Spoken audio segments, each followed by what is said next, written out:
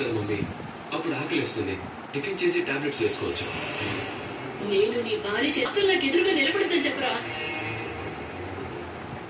అందరూ నన్నెవరన్నారు? నిన్ను మీ అబ్బాయి ఏమన్నాడు? కారణం నేనేనట. పళ్ళు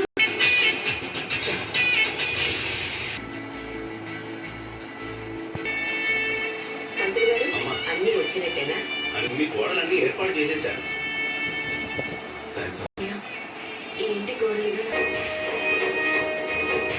కూర్చుందని నువ్వెందుకు వీడితో చెప్పలేదు?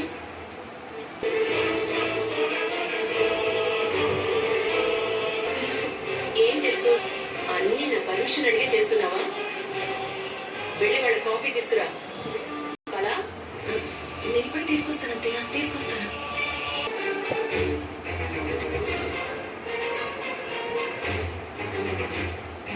అమ్మమ్మ గారు, నన్ను ఒకసారి గిల్లండి. నిజమే నిజమే.